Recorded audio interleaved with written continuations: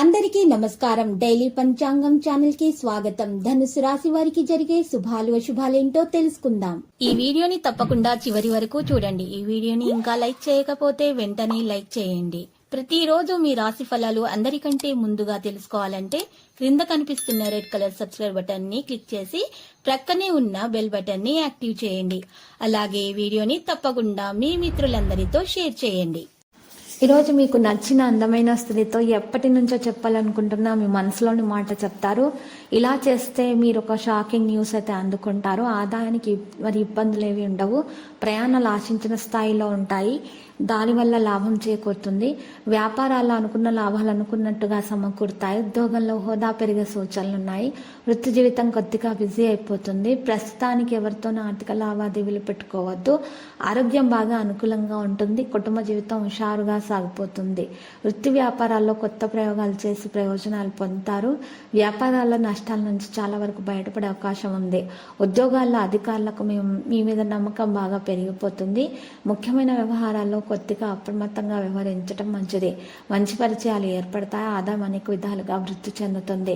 అనుకోకుండా వాహన యోగం పడుతుంది. నిరుద్యోగులకు విదేశాల నుంచి ఆశించిన సమాచారం అందుతుంది.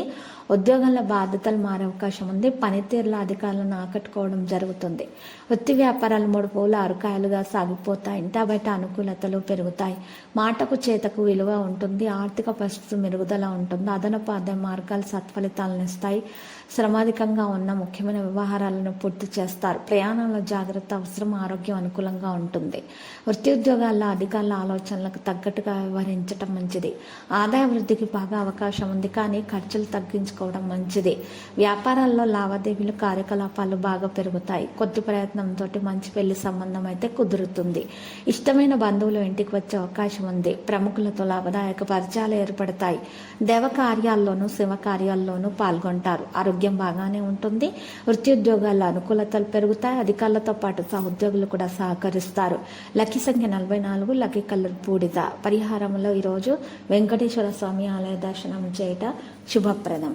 మీకున్నటువంటి దోషాలు పరిహారం అవుతాయి. పార్వతీ మాతకు మీరు ఈరోజు మరి పుష్పార్చన చేయటం వల్ల మీకు మేలు కలుగుతుంది.